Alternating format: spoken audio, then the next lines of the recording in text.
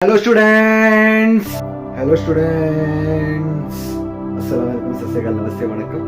आपको पता है मेरा नाम तौफीक एंड इस अंदर मैं आपको फिजिक्स कराता हूँ। Physics IIT, JEE, NEET, CET के लिए कॉम्पिटिटिव एग्जाम्स के लिए कराता हूँ। अब तक हमने बहुत सारे टॉपिक्स डिस्कस किए एंड मोशन प्लेन में जहां पर हम vector addition, vector subtraction and resolution of vector, इस तरह के टॉपिक हमने सीखे। उसमें हमने प्रॉब्लम्स डिस्कस नहीं किए थे।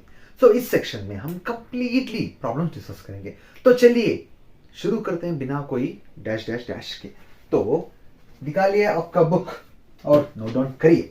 आपका फर्स्ट क्वेश्चन क्या है, यहां पर दिख रहा है आपको। फर्स्ट क्वेश्चन है कि which of the following pairs of vector are parallel. Which of the following pairs of vector are parallel. आपको ऑप्शन दिए हुए, तो आपको पैरेलल वेक्टर चूज करना है। आपको दिख रहा है पहला ऑप्शन क्या है आपका। पहला ऑप्शन में वेक्टर ये क्या करके दिए हुए, i cap to j cap and B vector is given by i cap minus five j cap. क्या ये पैरेलल है? पैरेलल यानी क्या होता है? पैरेलल यानी दो वेक्टर एक के एक पैरेलल हो। नथिंग मैटर, लाइक ये वेक्टर पैरेलल हो एंड इसके पैरेलल में वेक्टर मल्टीप्लाइड ऑफ समथिंग हो, या फिर multiplied of many thing, like multiplied of 4, but ये दोनों पैरेलल हो गए। इट डजंट मैटर वो किससे मल्टीप्लाई कर रहे हैं, बट दोनों पैरेलल होने चाहिए। Okay, just simple. And B, ये ऑप्शन तो नहीं होगा क्योंकि मल्टीप्लाई नहीं हो रहा है। बी ऑप्शन होगा क्या? बी ऑप्शन में क्या दिख रहा है? बी ऑप्शन में आई नहीं, बी ऑप्शन नहीं होगा।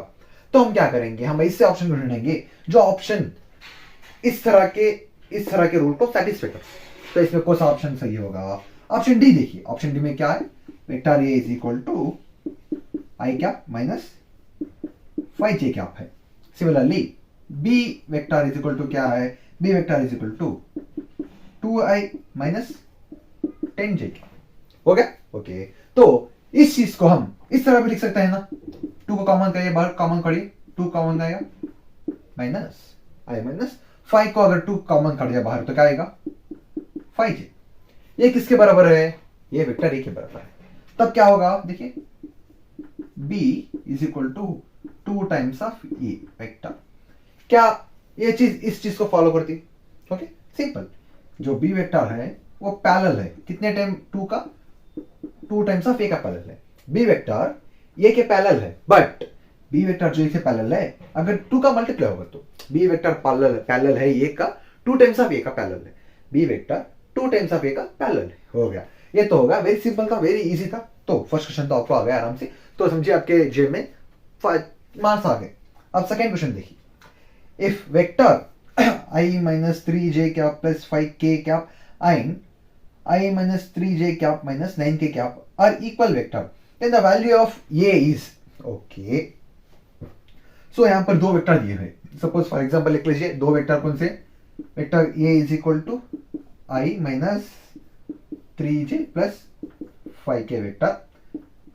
Similarly b vector is equal to I cap minus 3j cap minus ये 9 नहीं है, ये क्या है? ये हो गया।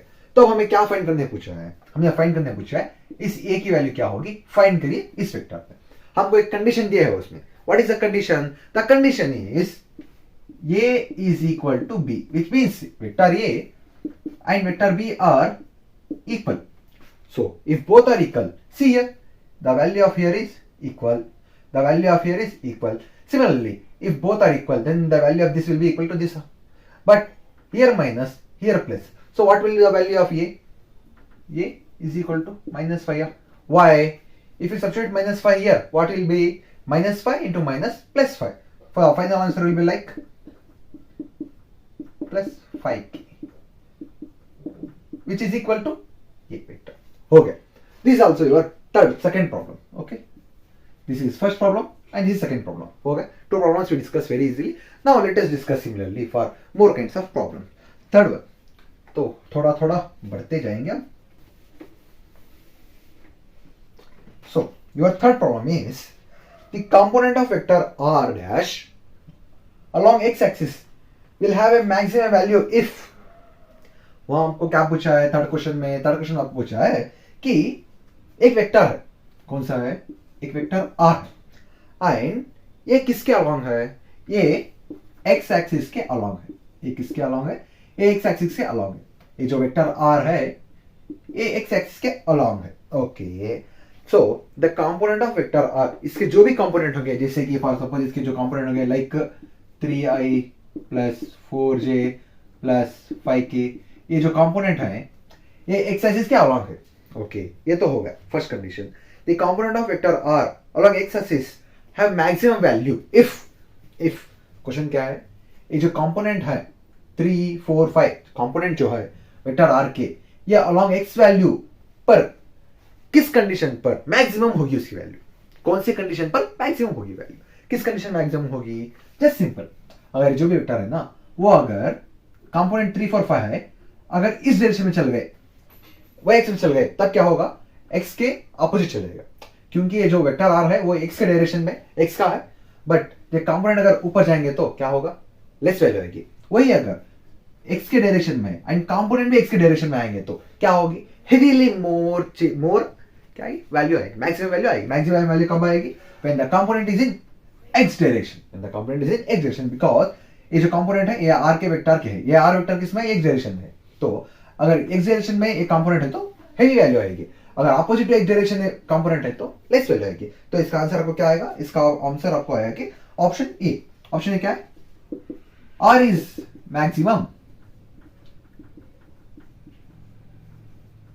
along positive X axis.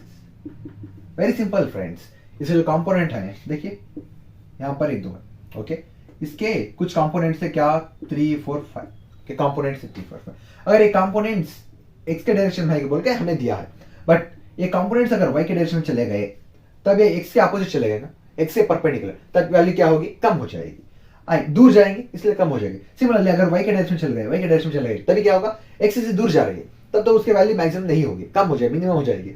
वही अगर एक्स डायरेक्शन में है तो क्या होगी, मैक्सिमम होगी। Very simple.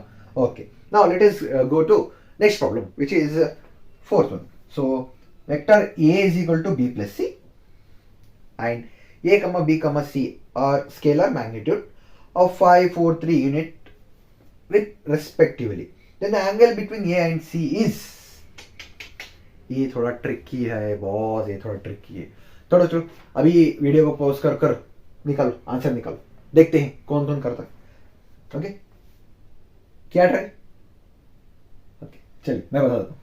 Fourth, very easy, very easy. क्या दिया है, क्या दिया, just simple, A is equal to B plus C. Okay, and A B C are the scalars of magnitude. A की वैल्यू क्या है, ए की वैल्यू है 5, बी की वैल्यू है 4, सी की वैल्यू है 3 unit represent the angle between A and C. हमें क्या चाहिए, the angle between only A and C का एंगल चाहिए। ओके, यहां पर एक चीज आप नोटिस करिए, क्योंकि एडिशन ऑफ वेक्टर में ट्रायंगल नॉर्मली होता है किस तरह, इस तरह एक जो होता है एक ट्रायंगल आता है। ओके, ये हो गया एक ट्रायंगल आता है ना, आता है। तो इस चीज को अगर इसमें कंसिडर कर इसकी वैल्यूज इसमें पुट करिए, put these values in this. How will you put? How? Just simple. Highest value will be hypotenuse, right? Okay, highest value will be hypotenuse, and remaining two will be like 4, 3. Just this kind. Okay. Now what will be this? This is value A, and 3 की value C, B की value B. Why sir? This only you put here. This you put here. This you put here. Why? Who gave you rights? आपको किसने हक दिया ऐसा करने के लिए? मुझे हक दिया पाइथागोरस थ्योरम ने। किस तरह, देखिए हमें ये अगर हाइपोटेन्यूज है तो क्या होगा, ये दोनों के एडिशन के बराबर होगा। किस तरह, देखिए 5 square is equal to 4 square plus 3 square आ जाएगा। अगर इस चीज को सेटिस्फाई करेगा तो ये हाइपोटेन्यूज होगा। देखिए होगा 25, ये क्या होगा 16, ये क्या होगा 9, तब क्या होगा, तो ये 25 हाईएस्ट वैल्यू, तो ये हाइपोटेन्यूज हो जाएगी। अब हमें क्या फाइंड करना है, हमें फाइंड करना है ये एंड सी के बीच में जो एंगल आएगा उसे हमें फाइंड करना है। उसे हम किस तरह फाइंड करेंगे, वेरी सिंपल, वेरी सिंपल। हमें एक सिंपल सा फार्मूला है, cos theta is equal to b by A कह के हम नॉर्मली देखते हैं, b बाई ए बोल के नॉर्मली लिखेंगे, बट यहां पर क्या दिया है, c बाई ए दिया है। नॉर्मली हम क्या लिखेंगे, b बाई ए इस तरह फार्मूला लिखते थे। ओके, हमने लास्ट क्लास में डिस्कस किया b बाई ए इस तरह फार्मूला लिखते थे, बट यहां पर क्या दिया है, हमें b एंड c दिया है। तो हम क्या करेंगे, सी की प्लेस पर सी की प्लेस पर बी की प्लेस पर सी लिख देंगे, हो गया। तो cos theta is equal to C की वैल्यू कितनी है 3 एंड ए की वैल्यू कितनी है 5। सो अब थीटा हमें चाहिए, ओनली थीटा चाहिए, तो थीटा इधर रखेंगे तो ये क्या होगा cos inverse is equal to 3/5। So just simple students, आपको सिर्फ कौन सी लाइन में कौन सी वैल्यू पुट करनी इतनी पता होनी चाहिए। ओके, अगर ये छोड़कर अगर except this, if they asked angle between B and C, what you will write? How much will be angle? Just simple, see here. It is perpendicular, 90 degree. Yeah? 90 degree. Very simple. Okay, the fourth one is also done. So what will be your answer? Your option will be yeah, option A, your answer. So, and let's continue by fifth question. Fifth question क्या कहता है? If vector A is equal to I cap plus J cap plus K cap and vector B is equal to I cap minus J cap minus K cap, then the angle made by A minus B with A is okay, very simple है, very dead easy है। Try करिए, अगर आपको आता है तो ये बहुत अच्छा है। अगर आपको आएगा तो A cap plus B vector is equal to minus A cap minus J cap minus K cap। Okay students, तो हमें एक कंडीशन दी हुई, क्या दी हुई? देखिए, आपका आंसर सिर्फ एक कंडीशन में छुपा हुआ है, ये कंडीशन में आपका आंसर सिर्फ छुपा है। अब हमें क्या फाइंड करना है? एंगल मेड विथ ये, एंगल मेड विथ ये इज एंगल मेड विथ ये इज। Okay, very simple. तो अगर इस कंडीशन में दोनों को सब्स्टिट्यूट करेंगे तो क्या आएगा आंसर में? I plus J plus K minus of minus I minus J minus K। Okay, अगर हम सब्स्टिट्यूट करेंगे तो I plus K plus I plus J plus K, ये आ गया। तो देखते हैं, देखिए यहाँ पर हम इसे इस तरह लिख सकते हैं, प्लस 2J प्लस 2K, आ गया आंसर। तो अब हम क्या होगा, 2 को रिमेनिंग काटिए, प्लस आई प्लस की। तो ये किसके बराबर है? ये देखिए, ये किसके बराबर है? ये वैल्यू किसके बराबर है? ये वैल्यू ए के बराबर है। तो क्या आएगा? 2 ये ऑप्शन है, 2 ये आंसर आएगा। तो अब हमें क्या पता चल रहा है? इसकी जो वैल्यू हमने काटी वो इसके बराबर है, हमने जो इसकी वैल्यू काटी वो इसके बराबर है। विच मीन्स क्या होगा? ये दोनों परपेंडिकुलर है, इतने रेट पर ये दोनों परपेंडिकुलर है। अगर दोनों परपेंडिकुलर है तो इसकी वैल्यू क्या आएगी? 0। दोनों परपेंडिकुलर है तो इसकी वैल्यू क्या आएगी आंसर में? ये के ओनली विद रिस्पेक्ट टू ये क्या आएगी? 0। ओके, आ गया। क्यों सर 0? सिंपल, ये ऐसे सेंड करिए, क्या होगा?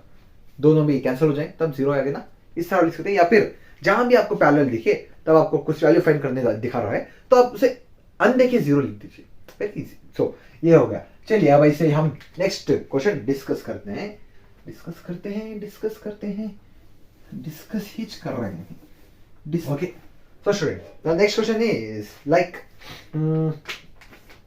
6 vector A to F has a magnitude and direction indicated in the figure. Which of the following statement is true? यहाँ पर एक 6 वेक्टर दिए हुए हैं एंड बोल रहे हैं कि एक स्टेटमेंट ऑफ वेक्टर दिए हैं, इसमें कौन सा स्टेटमेंट ट्रू है ये बताने के लिए पूछ रहे हैं। तो 6 वेक्टर्स कौन से हैं? First of all vector A and vector B and vector C and vector D and vector A B C D E and vector F. हम इस चीज को इनमें ऐसे अरेंज करना है कि हमारे दिए हुए एक कंडीशन को सेटिस्फाई करना चाहिए। सो हम चलिए अरेंज कर देखते हैं कौन से कंडीशन को सेटिस्फाई करते हैं, किसी सेटिस्फाई नहीं करेंगे। चलिए करते हैं। तो फर्स्ट का कंडीशन क्या दिया हुआ है? फर्स्ट का कंडीशन दिया हुआ है कि B vector plus C vector is equal to F vector. तो सिंपल से पता है हमें एक्स वेक्टर किस डायरेक्शन में है, एक्स एफ वेक्टर ऐसा है F vector, and B vector कैसा है? बी वेक्टर कुछ इस प्रकार है, बी वेक्टर कुछ देखिए इस प्रकार है, बी वेक्टर कुछ इस प्रकार है, एंड सी वेक्टर किस प्रकार है? सी वेक्टर इस प्रकार है।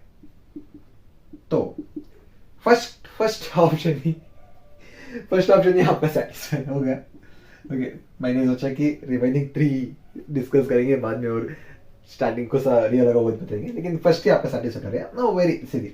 तो आपका फर्स्ट सेटिस्फाई कर गया। चलिए फिर भी हम सेकंड वन थर्ड वन देखते हैं। सेकंड वन क्या है? सेकंड वन बोल रहा है कि vector D plus vector C is equal to F. Okay, simple से आपको पता है कि एफ वेक्टर क्या होता है, एफ वेक्टर ऐसा होता है। यहाँ पर डी वेक्टर दिया है, डी वेक्टर कौन सा है? डी वेक्टर ये है, तो डी वेक्टर कहाँ आएगा? डी वेक्टर यूं आएगा। सी वेक्टर दिया हुआ है, सी वेक्टर यूं आएगा। क्या ये राइट है ऑप्शन? बोलिए, क्या ये राइट? नहीं है यार। देखिए ये वेक्टर इस direction, every vector is in tail. यहाँ पर क्या है? हेड क्या आ गया? मैंने कहा था कि दो भी वेक्टर हो गए, जो भी वेक्टर हो गए, उसका हेड दूसरे वेक्टर के टेल में आना चाहिए। मैंने कहा था आपको, चाहिए तो प्रीवियस वीडियो में देखिए। तो यहाँ पर क्या है? इसका टेल इसके हेड पर है, इसका टेल इसके हेड पर, एंड इसका टेल इसके हेड पर। बट यहाँ पर क्या हुआ? इसका हेड इसके हेड पर, इसका टेल इसके टेल पर आ गया, तो ये सेटिस्फाई देखेगा। सिमिलरली आपका थर्ड सी ऑप्शन क्या है? सी ऑप्शन में vector D plus C is equal to F.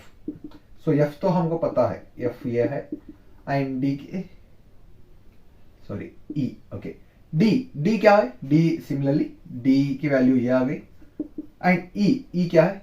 ई ये आ गई।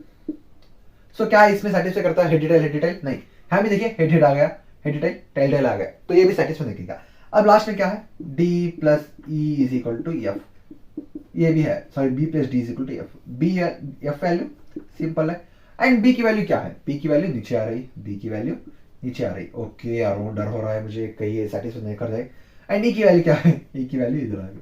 तो क्या होगा इसमें भी? यहाँ पर हेड आ गया, यहाँ पर भी हेड, यहाँ पर भी हेड, यहाँ पर tail tail tail tail tail tail. But see this head tail head tail head tail head tail. So only A is your correct answer. Only A is your correct answer. Let us continue by doing some other problems like two vectors are given by vector A is equal to I dash I cap plus 2j cap plus 2k cap and B is equal to 3 I cap plus 6j cap plus 2k cap. Another vector C has the same magnitude as B, but same direction as A. Then which of the following vector are represented this C? तो यहाँ पर क्या दिया है? दो vector दिए हुए हैं A एंड B, एंड आपको कह रहा है कि C वेक्टर फाइंड करिए। C वेक्टर फाइंड करने के लिए उन्होंने एक कंडीशन दी हुई है। क्या कंडीशन है? वो C वेक्टर जो है वो B का मैग्नीट्यूड है, बट डायरेक्शन आके A का है। तो हमें ये की वेक्टर क्या दिया हुआ है? ये vector I plus 2j plus 2k, B vector क्या दिया हुआ है? 3i plus 6j plus 2k। अब हमें फाइंड करने क्या बोला है? फाइंड करने बोला है सी फाइंड करने बोला है, एंड कंडीशन क्या दिया हुआ है? वो सी का जो वेक्टर है वो मैग्नीट्यूड बी के बराबर है, उसका मैग्नीट्यूड बी के बराबर है, एंड उसका जो डायरेक्शन है वो ए के बराबर है, उसका जो डायरेक्शन है वो ए के बराबर है। तो हम वेरी इजीली लिख सकते हैं इसे। देखिए इसका मैग्नीट्यूड क्या होगा? हमें बी का मैग्नीट्यूड चाहिए, बी का ओनली मैग्नीट्यूड चाहिए। तो बी का मैग्नीट्यूड क्या होगा? बी का मैग्नीट्यूड 3 3 9 प्लस 6 36 प्लस 2 2 4 मैग्नीट्यूड आ गया। अब डायरेक्शन हम किस तरह लिखेंगे? डायरेक्शन को देखिए, plus 2j plus 2k divided by up. Okay, ये कहा है? ये के बारे में क्या लिखेंगे? 1 प्लस 4 प्लस 4 हो गया आंसर। देखिए अब इसका टोटल आंसर क्या होगा? इसका 49 होगा, एंड इसका ये रहेगा डिवाइडेड बाय ये क्या होगा? ये √9 आएगा, ओके। सो √9 आ गया। ओके, इधर मैग्नीट्यूड को स्क्वायर आना चाहिए। सॉरी गलती गड़बड़ होती है यार, तब मैग्नीट्यूड को स्क्वायर आना चाहिए, मैग्नीट्यूड का स्क्वायर। तब हम इसे किस तरह लिख सकते हैं? हम इसे किस तरह लिख सकेंगे? इसे स्क्वायर करेंगे तो क्या होगा? ये 7 आएगा, इसका स्क्वायर करेंगे तो क्या होगा? ये 3 आएगा, एंड रिमेनिंग। तो आपका कौन सा ऑप्शन होगा? आपका ऑप्शन होगा ये, इसमें भी ये ऑप्शन हो गया। तो वेरी इजीली आप सॉल्व कर देंगे, क्योंकि इसमें मैग्नीट्यूड ए का है एंड डायरेक्शन बी का है। तो देख लिए मैग्नीट्यूड ए का काढ़िए, एंड जो वेक्टर होगा उसे ये में लिखिए डायरेक्शन का यूज करके। तो इस तरह आप वेरी इजीली इसे भी सॉल्व करें। चलिए इसी तरह हम दूसरा भी डिस्कस करते हैं। दूसरा तो तो दूसरा प्रॉब्लम क्या है आपका आपके स्क्रीन पर? चलिए हम डिस्कस करते हैं आपका अगला प्रॉब्लम। ये रहा आपके स्क्रीन पर। A certain vector in xy plane has x component of 12 centimeter, okay, and y component of 8 centimeter. It is rotated in xy plane so that its x component is held halved. Sorry, its x component is halved. Then its new y component is approximately. यहाँ पर क्या दिया हुआ है? यहाँ पर जो दिया हुआ है जस्ट सिंपल है। यहाँ पर हमें एक एक्स वाई प्लेन कंसीडर करने के लिए बोला है। यहाँ पर हमने एक एक्स वाई प्लेन कंसीडर करने के लिए बोला है एंड यहाँ पर एक्स कंपोनेंट का वैल्यू, एक्स कंपोनेंट की वैल्यू 12 मीटर तक दी हुई है। एक्स कंपोनेंट की वैल्यू 12 मीटर तक दी हुई है एंड वाई कंपोनेंट की वैल्यू क्या दी हुई है? 8 मीटर तक दी हुई है। ये तो हमें आ गया, ये तो हमें आ गया। एक्स कंपोनेंट की वैल्यू, एक्स कंपोनेंट की वैल्यू इतनी दी है, वाई कंपोनेंट की वैल्यू इतनी दी हुई है। अब हमें उससे क्या बोल रहा है? हमें कंडीशन क्या बोल रहा है? हमें कंडीशन बोल रहा है कि ये एक्स को आप क्या करिए? हाफ कर दीजिए। ये एक्स को आप क्या करिए? ये एक्स को आप क्या करिए? हाफ कर दीजिए। ये एक्स को आप क्या करिए? हाफ कर दीजिए। उसके बाद जो ए वाई की वैल्यू आएगी इसे फाइंड करिए। ये आपको क्वेश्चन पूछा जा रहा है, तो इसे हम किस तरह सॉल्व करेंगे ये आपको पता होना चाहिए। जब आपको दो चीज दिए हुए एंड उसमें एक चीज तो कम कर रहे हैं या फिर ज्यादा कर रहे हैं एंड दूसरी चीज को फाइंड करने बोल रहे हैं, तब हम किस तरह यूज करेंगे तो आपको पता होना चाहिए। तो चलिए स्टार्ट करते हैं हम। तो हम क्या करेंगे? फर्स्ट इस दोनों का मैग्नीट्यूड काटेंगे, मैग्नीट्यूड काटेंगे। देखिए ये एक्स स्क्वायर प्लस ये वाई स्क्वायर, तो ये इज इक्वल टू ये एक्स क्या है? 12 यानी 144 प्लस 8 8 64। ये क्या आएगा आपको आंसर? टोटली 208 आपका आंसर 208 आएगा। ओके, हमने ये की वैल्यू तो फाइंड कर ली, हमने ये की वैल्यू तो फाइंड कर ली। अब हम क्या करेंगे? अब हम एक कंडीशन को अप्लाई करेंगे। ये कंडीशन क्या क्या होगा? कंडीशन क्या है अप्लाई करने के लिए? कंडीशन जो है वो देखिए, कंडीशन इस तरह है कि हम ये को हाफ करना चाहिए, हम ये को हाफ करना चाहिए। क्या करेंगे? ये को हाफ करेंगे, वो हाफ कर कर जो नई इसकी वैल्यू होगी वाई की उसे हम फाइंड करेंगे। वेरी सिंपल है ना? ओके, सिंपल करने के लिए एक्स की वैल्यू कितनी है? 12 है। 12 डिवाइड बाई 2 का होल स्क्वायर करेंगे प्लस ये वाई की नई वैल्यू फाइंड करेंगे। ओके, तब हमें आंसर आ जाएगा। अब ए की वैल्यू कितनी है वो सब्स्टिट्यूट करिए। ए की वैल्यू कितनी है? 208 है। सो यहाँ पर क्या आएगा? ये हमें ये 6 स्क्वायर आ जाएगा प्लस ये नया आएगा। Okay, very easy. तो हम इसे इधर ही लिखेंगे 208 इज इक्वल।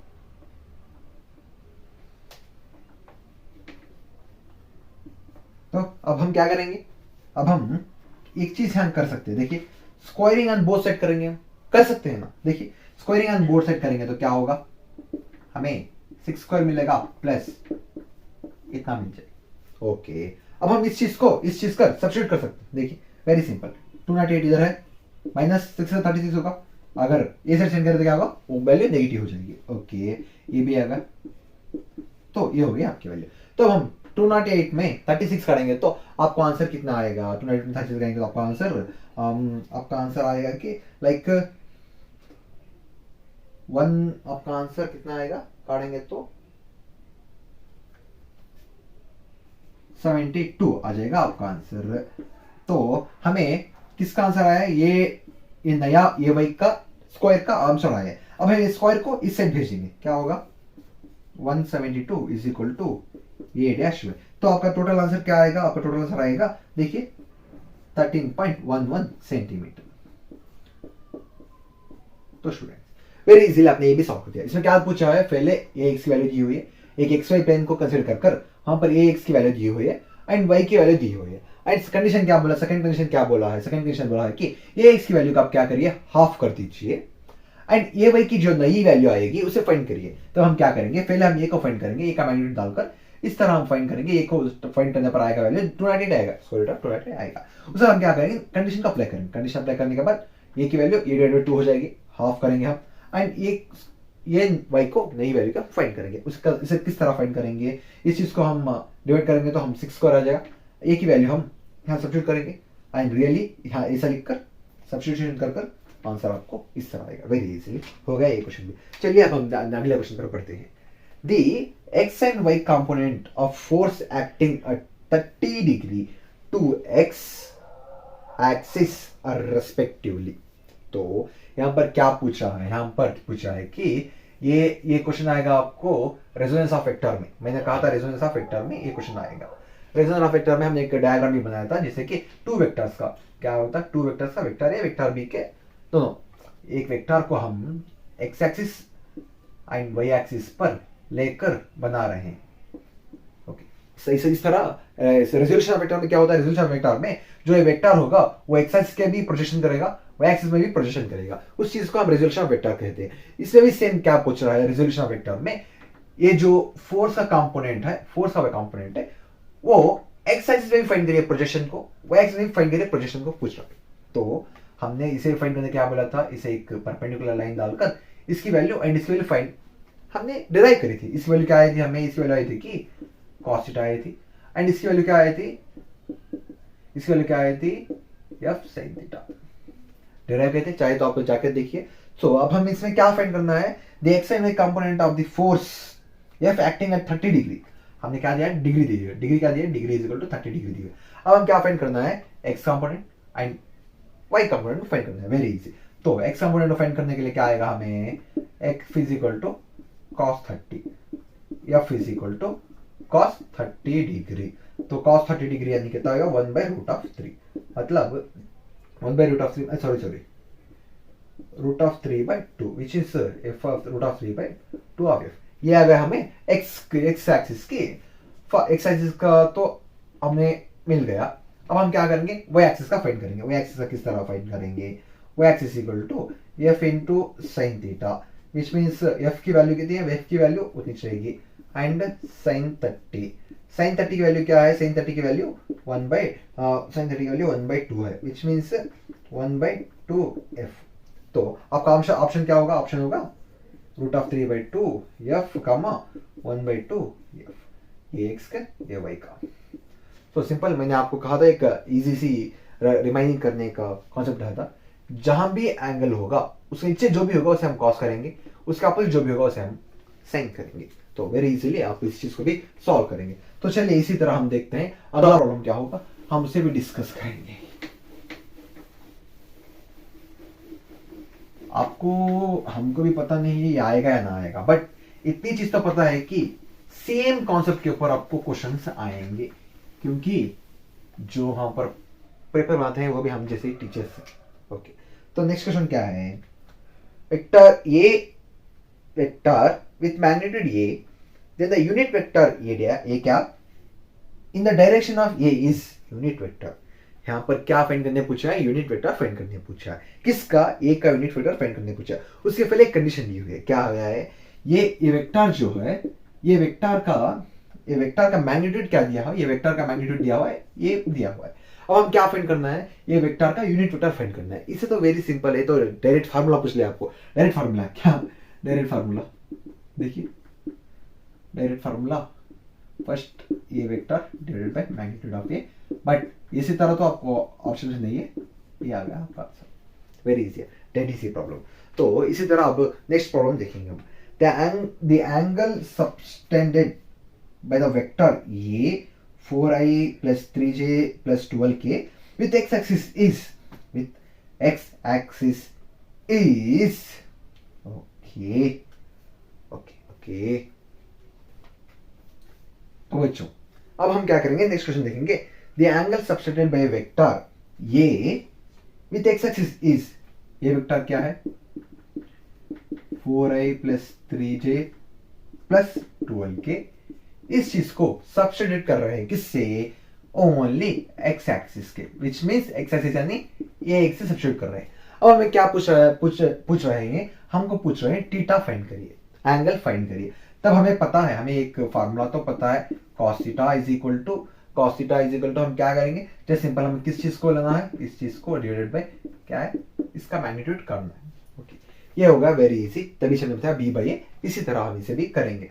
तो ये ओनली एक्स क्यों ले रहे हैं, क्योंकि हमें एक्स क्या फाइंड करने बोला है। अगर उन्होंने कहा कि एक्स वाई जेड में फाइंड करिए, तब क्या करेंगे, x plus A y plus a Z लिखेंगे। ओके, या फिर ओनली ए वाई पूछा तो ए वाई लिखेंगे, जेड को पूछा ए जेड लिखेंगे, या फिर ए एक्स पूछा तो ए एक्स लिखेंगे, होगा। तो अब नेक्स्ट क्या करेंगे, a is equal to a x, यानी एक्स की वैल्यू क्या है 4, एंड इसकी वैल्यू क्या है 4 4 जा 16 प्लस 3 3 जा 9 प्लस 4 4 जा 12 2 जा 144. So cos theta is equal to 4 divided by 169 आ गया. तो cos theta is equal to 4 divided by क्या आ गया आपको 13 आएगा. तो theta is equal to cos inverse of 4 by 13. So क्या आपका आंसर आ गया? यस, आपका आंसर आ गया. आपका आंसर आ गया. ओके, तो आपका आंसर कौन सा? आपका आंसर क्या है? आपका आंसर सी. तो ये भी होगा. तो ऐसे ही अब एक 2-3 प्रॉब्लम डिस्कस करेंगे. तो चलिए बिना कोई देर करें डिस्कस कर लेते हैं. The component of sum of two vectors 2i plus 3j plus 2j plus 3k along x and y direction respectively are. Okay okay, क्या दिया है यहाँ पर आपको? एक दो वेक्टर दिए हुए. क्या दिए हुए? दो वेक्टर क्या दिए हुए? 2i प्लस 3j दिए हुए ये वेक्टर. एंड बी वेक्टर क्या दिया है? बी वेक्टर दिया है 2j प्लस 3k. यहाँ पर आपको क्या फाइंड करने पूछ रहा है? यहाँ को आपको फाइंड करने पूछ रहा है कि x कंपोनेंट की वैल्यू क्या होगी एंड y कंपोनेंट की वैल्यू क्या होगी. इन दोनों, इसमें अगर दोनों को मिला दे तो क्या होगी, अगर दोनों को सम कर दे तो क्या होगी x एंड y की वैल्यू. सम कीजिए. चलिए निकालिए, करिए. Plus 3j plus 2j plus 3k. Similarly 2j 3 का है. हम तो यहाँ मल्टीप्लाई नहीं कर सकते क्योंकि यहाँ बीच में एडिशन है. तो हम क्या करेंगे? ओनली एडिशन करेंगे. क्या आएगा आपको आंसर? 2i, क्योंकि ये दो भी एडिशन हो सकते हैं. ये क्या आएगा? 5j plus 3k. क्योंकि यहाँ पर j तो वो एडिशन होगा. बाकी का कोई भी कंपोनेंट नहीं है इसमें सिमिलर, तो वो रिमेनिंग सेम रहेगा. तो यहाँ पर x की वैल्यू क्या है? x की वैल्यू क्या आएगी? 2 आएगी. एंड y की वैल्यू क्या है? y की वैल्यू 5 है. एंड z की वैल्यू क्या है? z की वैल्यू 3 है. यहाँ पर हमें ओनली x एंड y की वैल्यू फाइंड करने बोला है. तो आपका आंसर आएगा ये. तो ये भी हो गया. तो चलिए एक लास्ट प्रॉब्लम डिस्कस करके हम यहाँ पर एंड करते हैं. अगर आपको इस पर ये चैप्टर पर अभी मोर क्वेश्चन चाहिए तो पूछिए, हम करेंगे. तो two vectors a and b have components ax, ay, az and bx, by, bz respectively. If a plus b is equal to 0, then एक चार ऑप्शन है, कौन सा ऑप्शन आपको सही से सेटिस्फाई करेगा. तो आपको एक कंडीशन दी हुई, क्या है? आपको दो वेक्टर दिए हुए, ए वेक्टर एंड बी वेक्टर दिया हुआ है. एंड आपको उसके एक्स वाई जेड कंपोनेंट भी दिए हुए. आपको उसका एक्स वाई जेड भी कंपोनेंट दिए हुए. किस तरह? एक का क्या होगा? ए x plus A y plus a Z दिया हुआ है. एंड सिमिलरली बी का क्या हुआ है? B X plus B Y plus B Z दिया हुआ है. एंड आपको एक कंडीशन भी दी हुई है. क्या condition? A X A plus B is equal to 0.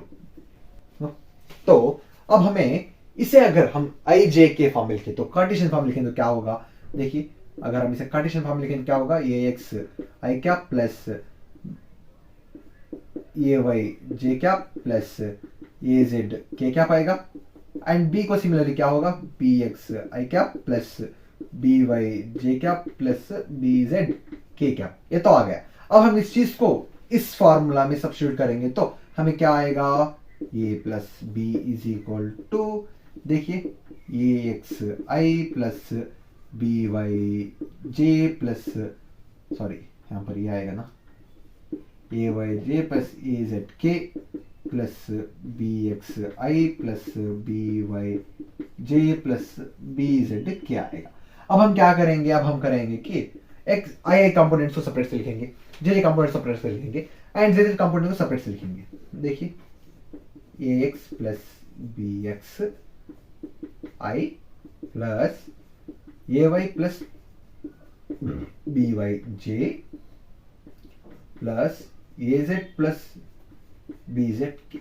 तो अगर हम ओनली सिंगल कंपोनेंट ले तो क्या होगा? देखिए, अगर हम सिंगल कंपोनेंट ले तो इस तरह लिख सकते हैं. देखिए, अगर हम सिंगल कंपोनेंट ले, इसमें से only single a x plus b x a Y